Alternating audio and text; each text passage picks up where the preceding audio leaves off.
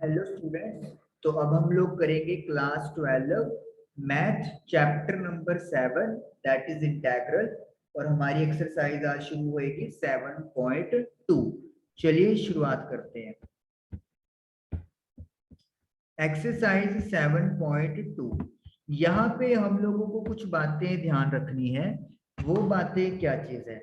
यहाँ पे हम लोगों को देखना है कि अगर हमारे गिवन फंक्शन में नोमिनेटर या डिनोमिनेटर में कोई ऐसा फंक्शन तो नहीं है जिसका डेरिवेटिव दिया हुआ है उसी फंक्शन में, तो हम लोग वहां पे सब्स्टिट्यूशन कर देंगे। मैं अभी आप लोगों को क्वेश्चन करके दिखाता हूँ तो आप लोगों को समझ में आ जाएगा कि मैं आपको क्या कहना चाह रहा हूँ। चलिए क्वेश्चन नंबर फर्स्ट स्टार्ट करते हैं। फर्स्ट क्वेश्चन है हमारे पास 2x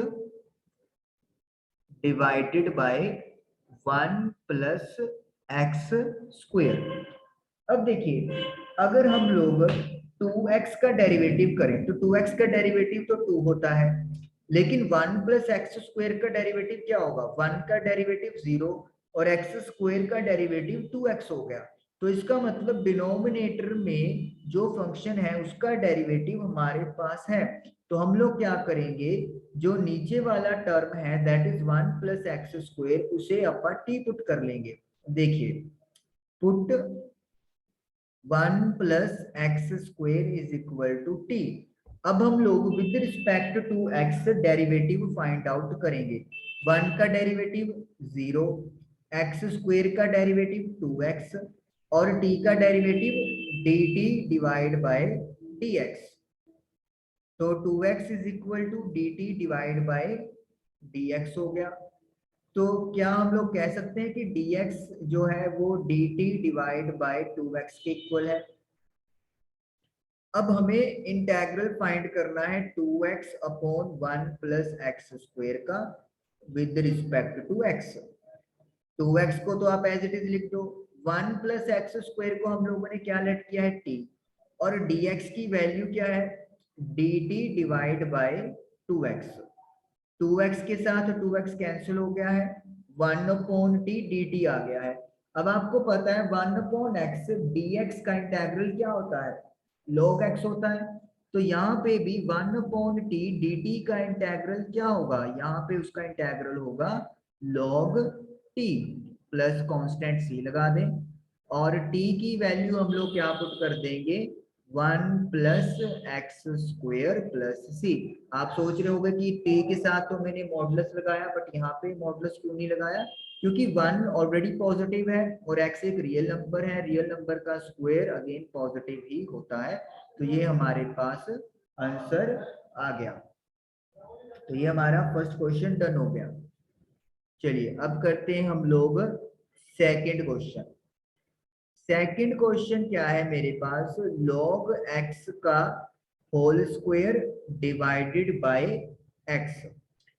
देखिए, x का जो डेरिवेटिव है वो 1 होता है और log x का डेरिवेटिव 1 अपॉन x होता है, और मैं देख सकता हूं कि जो 1 अपॉन x है वो यहाँ पे मेरे पास प्रेजेंट है। तो हम लोग क्या करेंगे, log x को t पुट कर लेंगे। log x का डेरिवेटिव 1 अपॉन x होता है और dt, t का derivative dt by dx, dt by dx। तो dx की वैल्यू आ गई है x dt। अब हमें इंटेग्रल करना है log x का स्क्वायर डिवाइड बाय x का, और ये dx आ गया। इसको थोड़ा सा बड़ा करते हैं।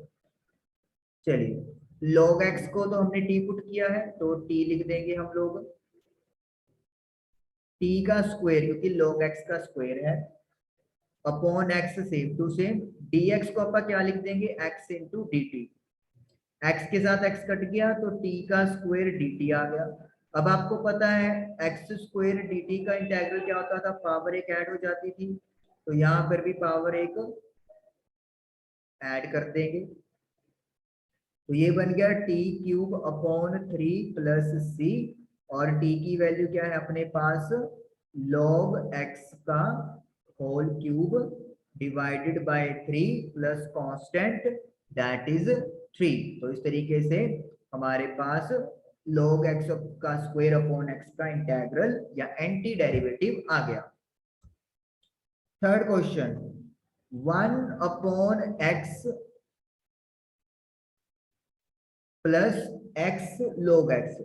अब देखिए देखने से तो लग नहीं रहा है कि किसी का इंटीग्रल सॉरी किसी का डेरिवेटिव यहाँ पे प्रेजेंट है, क्योंकि ये इसका डेरिवेटिव बनेगा 1 प्लस और यहाँ पे प्रोडक्ट रूल लगेगा।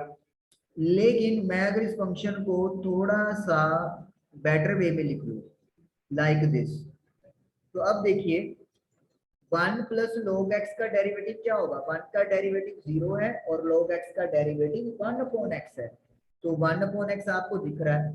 अब आपके मन में क्वेश्चन ये आ रहा होगा कि हमें या मतलब आपको कैसे पता चलेगा। देखिए this is all about practice. जब आप प्रैक्टिस करते हो कोई नई चीज आती है तो आपको पता चलता है कि ओके आप ऐसे कर सकते हो, तो ऑटोमेटिकली आपके दिमाग की विंडो ओपन होती है। तो इसी तरीके से जब आप प्रैक्टिस करते हो ऐसे क्वेश्चंस की तो आपको पता चलता है क्योंकि एक तरीका ये भी हो सकता है। तो इस क्वेश्चन पे तो आपको पता चल गया डायरेक्टली डेरिवेटिव गिवन हो ऐसा जरूरी नहीं है, लेकिन उसे उस फॉर्म में कन्वर्ट किया जा सकता है। तो हम लोग क्या करेंगे 1 प्लस log x को t पुट कर लेंगे।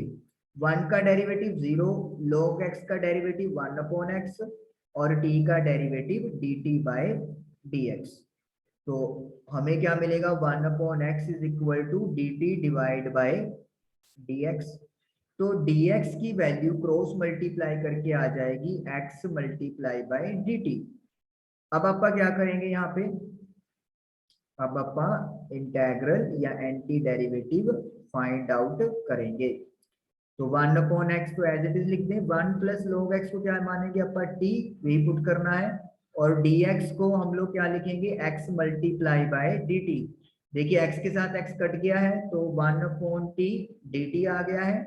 और 1 अपॉन t आपको पता है किसका इंटेग्रल होता है, 1 अपॉन टी का इंटेग्रल log t होता है और t की वैल्यू 1 प्लस log x है। जस्ट अ मिनट, थोड़ा सा यहाँ पे अक्षर बड़े हो गए। 1, yes 1 plus log x plus c, और इस तरीके से हमारा थर्ड पार्ट डन हो गया।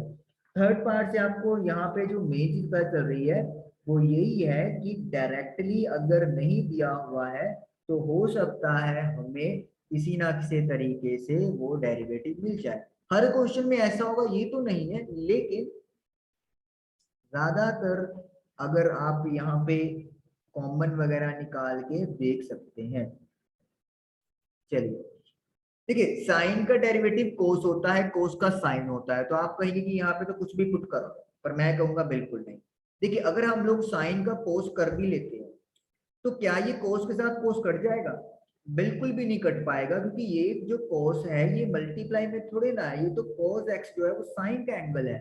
तो इसीलिए हम लोग कभी भी इस कोस को कैंसिल नहीं कर पाएंगे। तो हमें फिर करना क्या पड़ेगा, हमें कोस एक्स को टी पुट करना पड़ेगा।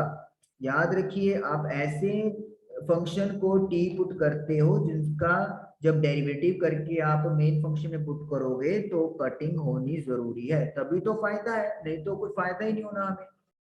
कॉस का डेरिवेटिव माइनस साइन होता है और टी का डेरिवेटिव dt बाय dx। तो dx की value minus 1 upon sine x into d T हो गया बाय डूइंग क्रॉस मल्टीप्लाई। अब हमें इंटेग्रल करना है cos x और dx लिखेंगे। चलिए साइन x को तो हमने कुछ चेंज नहीं किया, साइन का ये भी साइन है। cos x को मैंने t पुट किया है तो यहाँ पे मुझे t लगाना पड़ेगा और dx की जगह पर लगाऊंगा dt divide by sine x। Negative भी है, इसको मैं बाहर निकाल देता हूँ। साइन के साथ साइन कट गया है तो I am left with only sine t into d t. और याद रखिए नेगेटिव अभी आ रहा है। साइन का इंटेग्रल क्या होता है, माइनस कोस टी होता है, माइनस माइनस प्लस और t की वैल्यू क्या पुट करेंगे हम लोग, cos ऑफ x। तो ये हमारा क्या बन गया, आंसर बन गया cos ऑफ cos x। तो आप लोगों ने देखा कि किस तरीके से हम लोग एक डेरिवेटिव के सही सब्स्टिट्यूशन जरूरी है। अगर सब्स्टिट्यूशन हमारा सही नहीं है तो हमारा आंसर सही आने का भी कोई चांस नहीं बनेगा। Question number 5, sine of ax plus b cos of ax plus b. अब देखिए यहाँ पे ना, जैसे sine x into cos x अपने पास आता है कि साइन का भी एंगल सेम और कोस का भी, तो झट से दिमाग के अंदर एक आइडेंटिटी घूम जाती है। आप लोगों के भी घूम गई होगी, क्या है वो identity, 2 sine a cos a is equal to sine 2a। हमारे पास यहाँ पे 2 नहीं लगा हुआ, अदरवाइज साइन ए कोस ए तो है ही है। तो हम लोग क्या करेंगे, इसको पहले लिख लेंगे 1/2 2 sine ax plus b cos ax plus b. By using the identity क्या लिख सकते हैं आपका, साइन 2a, तो साइन 2a एंगल क्या है मेरे पास ax प्लस बी, तो उसके आगे मैंने क्या लगा देना है, 2 लगा देना है। तो ये क्या बन जाएगा मेरे पास, 2ax प्लस 2b। बहुत आसान हो गया है। अब मुझे इंटेग्रल पता करना है, 1/2 साइन 2ax प्लस 2b का। यस, मुझे इनका इंटेग्रल फाइंड आउट करना है। अब मैं क्या करूंगा, जो मेरे पास 2ax प्लस 2b है, ये मेरे पास मेनली प्रॉब्लम क्रिएट कर रहा है, क्योंकि अगर साइन के साथ सिंपली x होता फिर तो मैं डायरेक्टली cos लिख देता माइनस का, लेकिन 2ax प्लस 2b है, तो मुझे यहाँ पे इसको क्या करना पड़ेगा, t पुट करना पड़ेगा। Put 2ax plus 2b is equal to t। 2a constant है, x का डेरिवेटिव 1 हो गया, 2b का डेरिवेटिव कांस्टेंट है अकेला तो 0 हो गया, और t का डेरिवेटिव dt बाई dx हो गया।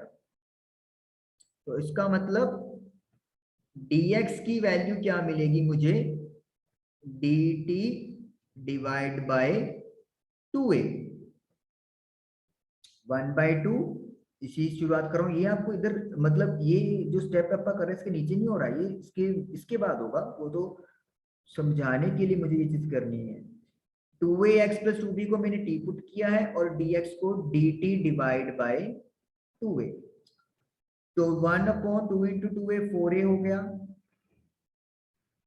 तो साइन t dt। साइन का इंटेग्रल क्या होता है, माइनस कोस होता है, प्लस में सी लग जाएगा, माइनस बाहर निकाल दो, कॉस और टी की इसके हमने इक्वलेट किया है 2ax प्लस 2b, और c कांस्टेंट के लिए इंटीग्रेशन कांस्टेंट यूज हो रहा है। और इस तरीके से मेरा 5th क्वेश्चन का आंसर भी डन हो गया। 2 आप चाहे तो कॉमन निकाल सकते हैं, मैंने पीछे आंसर चेक कर लिया है, पीछे उन्होंने 2 कॉमन निकाला हुआ है, अदरवाइज आप लोगों का आंसर ये भी ठीक है। अब जो 2 कॉमन निकलेगा वो उसके साथ नहीं काटना, क्योंकि वो कोस के एंगल का है तो वो नहीं कटेगा। चलिए, now let us do question number 6।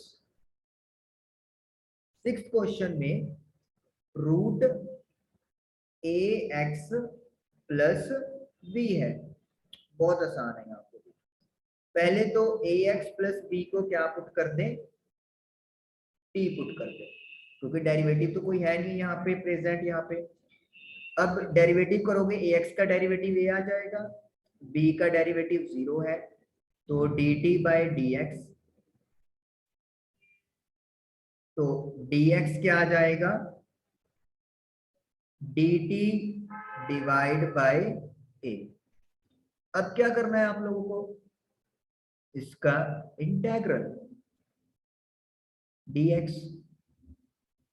ax plus b को आप क्या लेट कर रहे हो, t, तो t ले आ गया, और dx को क्या लिख देंगे, dt डिवाइड बाय a। 1/, तो कांस्टेंट है, बाहर निकाल लें।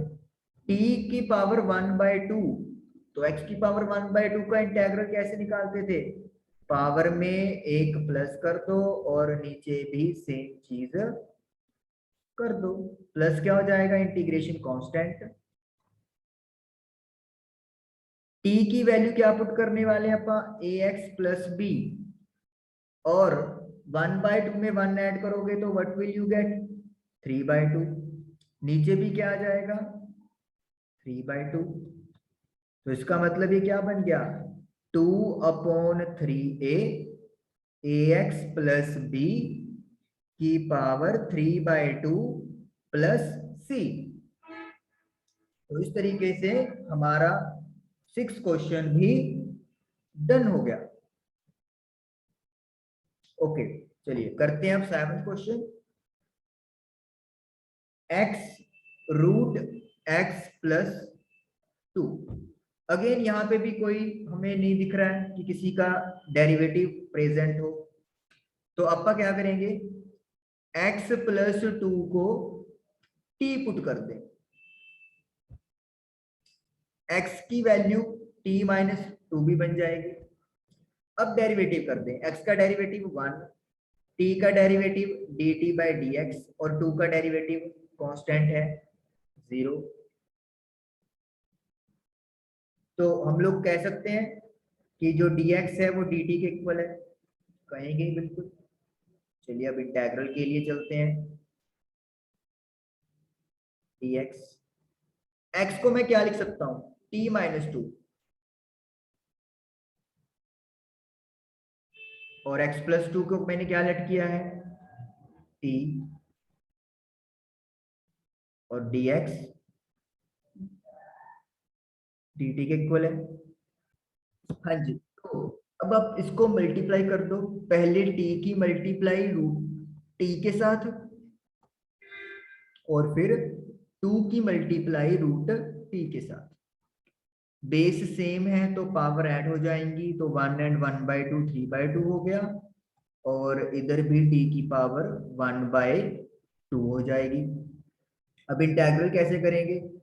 एक पावर ऊपर ऐड कर दो और पावर में 1 ऐड इधर कर दो। सिमिलरली पावर में 1 ऊपर प्लस कर दो और नीचे भी सेम चीज कर दो। प्लस मैं सी लिख देता हूँ इकट्ठा ही, इसका c1 और इसका c2 मिला के c कर दिया। तो ये बन गया आपके पास है p की पावर 5/2, और वो बन जाएगा आपके पास t की पावर 3/2 डिवाइडेड बाय 3/2। तो 2/5, और t को आप लिख देंगे x प्लस 2 की पावर 5/2 माइनस ये बन जाएगा 4/3 x प्लस 2 की पावर 3/2 प्लस c। तो इस तरीके से आप लोगों का क्वेश्चन नंबर 7 डन हो गया। आई होप कि आपको क्वेश्चन में, अब 7 क्वेश्चन में आपने देखा होगा कि कोई डेरिवेटिव प्रेजेंट नहीं था, लेकिन फिर भी हम लोगों को यहाँ पे सब्स्टिट्यूशन यूज करना पड़ रहा है। तो यही मैं बोल रहा हूँ कि जरूरी नहीं है कि डेरिवेटिव हो तभी सब्स्टिट्यूशन होगा। As per question, as per requirement हमारा कुछ भी पुट हो सकता है। Question number 8, x1 plus 2x²। ये आप लोगों के लिए इजी रहेगा। अब देखिए, अगर हम लोग 1 प्लस 2x² का डेरिवेटिव सोचे, 1 का 0 हो गया, 2 का 2 हो गया, x² का डेरिवेटिव क्या होता है? 2x होता है। तो 2 × 2 4x, तो यानी कि x के साथ x कैंसिल हो सकता है। हो सकता है क्या? होएगा ही। तो 1 प्लस 2x² को मैंने क्या पुट कर लेना है यहाँ पर? t पुट कर लेना है। 1 का डेरिवेटिव 0 हो गया, 2x² का डेरिवेटिव 4x हो गया, और t का डेरिवेटिव हो गया dt डिवाइड बाय dx। अब आप लोग क्या करोगे? अब आप लोग इसको क्रॉस मल्टीप्लाई कर दोगे, यानी कि dx की वैल्यू जो है वो dt डिवाइड बाय 4x आ जाएगी। चलिए अब अपा इंटीग्रल करेंगे फाइंड dx। x को x लिख दो, 1 प्लस 2x² को t लिख देते हैं, और dx को लिखेंगे dt डिवाइडेड बाय 4x। तो x के साथ x कैंसिल हो गया, 1/4 रूट टी डी टी। अब t की पावर 1/2 है तो इंटेग्रल में क्या होगा, पावर में एक प्लस कर दोगे ऊपर और नीचे डिनोमिनेटर में भी प्लस का सी लिख दें। 1/4 t को अपन क्या लिखेंगे, t को लिखना है मुझे 1 + 2x² और इसकी पावर 3/2 और नीचे 1/2 में 1 ऐड करेंगे तो 3/2। तो ये कैंसिल होके आपके पास बन जाएगा 1/2, 2 × 3 6, तो 1/6 1 + 2x² की पावर 3/2 प्लस c। आप कैलकुलेशन अपने उसमें करेंगे तो आप लोगों को बहुत आसान लगेगा। सिंपल चीज है, आपको सिर्फ यहाँ पे तरीका देखना है क्वेश्चंस को करने का, कैलकुलेशन वगैरह तो आप लोगों को खुद करेक्ट प्रैक्टिस करनी पड़ेगी। Okay, question number 9। Question number 9 में क्या है, 4x + 2 और x² + x + 1। डायरेक्ट देखने से तो लग ही नहीं रहा कि डेरिवेटिव है। 4x + 2 का डेरिवेटिव तो 4 होगा और यहाँ पे डेरिवेटिव करेंगे तो 2x + 1 होगा, नहीं नजर आ रहा। लेकिन अगर अब इसी चीज को मैं यूं लिख दूं 2 कॉमन लेके, तो अब क्लियर दिख रहा है, बिल्कुल अब क्लियर दिख रहा है कि अगर हम लोग x² + x + 1 को क्या पुट कर दें, t पुट कर दें, तो ये आप लोगों का प्रॉपर डेरिवेटिव बन जाएगा। x² का डेरिवेटिव 2x, x का डेरिवेटिव 1 और 1 का डेरिवेटिव 0। तो dt / dx, तो dx की वैल्यू क्या आ गई मेरे पास, dt / 2x + 1। अब हमें क्या फाइंड करना है, इंटेग्रल। 2 हम लोगों ने कॉमन लिया था, x² + x + 1 dx, 2x + 1। Okay, x² + x + 1 इसको अपन क्या लेट कर लेंगे t, और dx को लिख देंगे dt / 2x + 1। 2x + 1 के साथ 2x + 1 कैंसिल हो गया, तो we are left with only root t। और वही बात फिर आ गई, t का इंटेग्रल क्या होगा, पावर 1/2 में 1 ऐड कर दें और नीचे भी 1/2 में 1 ऐड कर दें प्लस c लिख देंगे। t की जगह क्या पुट करने वाले हैं, x² + x + 1 और 1/2 में 1 ऐड करेंगे 3/2 और नीचे भी क्या हो जाएगा 3/2, तो 2 ऊपर चला जाएगा प्लस c, तो यानी कि we will get 4/3 x² + x + 1 की power 3/2 plus constant that is c। और इस तरीके से क्वेश्चन नंबर 9 भी हमारा डन हो गया, आसान है। क्वेश्चन नंबर 10 पे चलते हैं। अब हम लोग ये आपका क्लियर कर देते हैं। क्वेश्चन नंबर 10 में क्या है, 1/x - √x। यहाँ पे भी वही चीज है, कुछ नहीं लग रहा है कि डेरिवेटिव है कहीं का, लेकिन अभी यहाँ पे करके दिखाता हूं मैं आपको। आप x को √x × √x लिख सकते हो, लिख सकते हैं। क्या √x कॉमन निकाल सकते हैं, निकाल सकते हैं।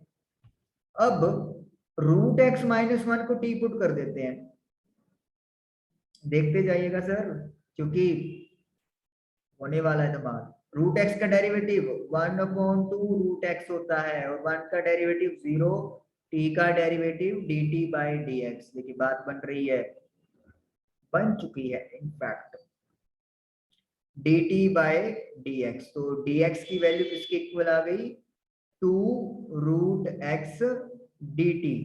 अब क्या करना है, इंटेग्रल।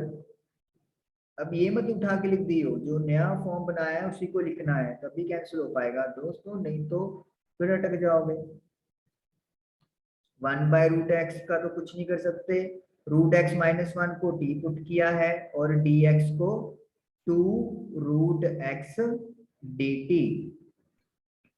रूट एक्स के साथ रूट एक्स कैंसिल हो गया, 2 बाहर निकाल दो तो 1/t dt, और 1/t यू नो किसका होता है, लॉग t बन जाएगा, प्लस कांस्टेंट c लगा लो और t का वैल्यू पुट कर दो root x minus 1 plus c।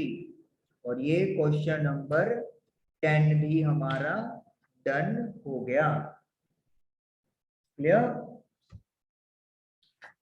चलिए, now let us do question number 11।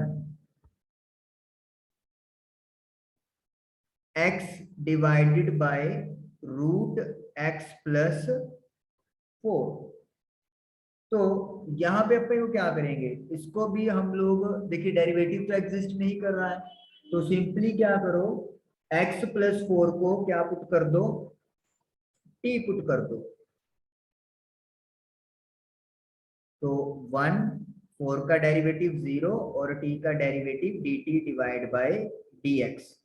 तो 1 is equal to dt divide by dx और I can say dx is equal to dt।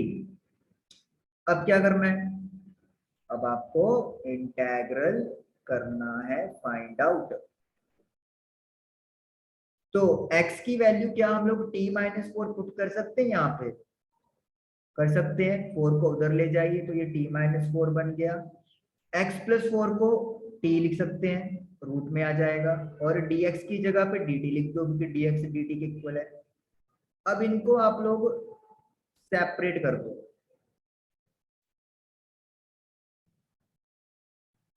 Okay, हम लोगों ने सेपरेट कर दिया, ये आपका बन जाएगा रूट टी, पावर कैंसिल हो जाएगी, और ये आपका बन जाएगा टी की पावर -1/2 क्योंकि आप डिवाइड में लेके जा रहे हो। जब आप इसको इंटेग्रल करोगे या एंटी डेरिवेटिव करोगे तो पावर में 1 प्लस करना है, और यहाँ पे भी पावर में प्लस, सॉरी डिनोमिनेटर में भी, अब यहाँ पे भी पावर में 1 ऐड कर देंगे और नीचे भी पावर 1 ऐड कर देंगे, कांस्टेंट सी लगा लो। तो ये बन जाएगा t की पावर 3/2 अपॉन 3/2, और ये बन जाएगा t की power 1/2 divided by 1/2 plus c। तो 2/3 t की पावर 3/2, 2 पर चला गया 8, t की पावर 1/2 प्लस c। t की वैल्यू पुट कर दें, दैट इज x प्लस 4, और उसकी पावर है 3/2, और इधर भी t की वैल्यू पुट कर दें x plus 4 1/2 plus c। Let me check the answer.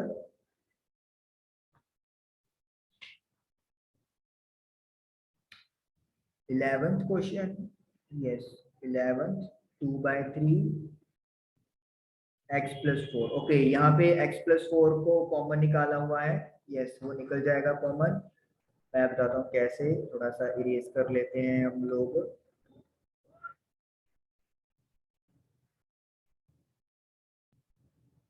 जो हमारा आंसर आया है 2/3, वहां पे देखिए x प्लस 4,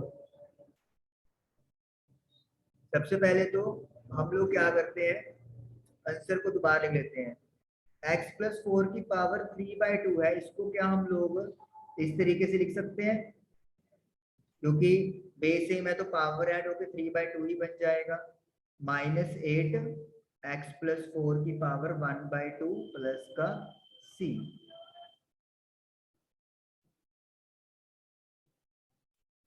ओके जी, चलिए अब कॉमन निकालते हैं। कॉमन निकालेंगे तो x प्लस 4 की पावर 1/2 कॉमन आ जाएगा, तो यहाँ पे आपके पास 2/3 बच गया, और x प्लस 4, यहाँ पे आपके पास -8 बच गया है, c अलग से है। तो x प्लस 4 रूट में 1/2, जब आप इसको सोल्व करोगे तो 2x प्लस 8 डिवाइड बाय 3 -8 आ जाएगा। अब आप लोग जब इसका एलसीएम लोगे तो 2x प्लस 8 -24 डिवाइड बाय 3 आ जाएगा, root x plus 4 2x minus 16 divide by 3 हो जाएगा प्लस c।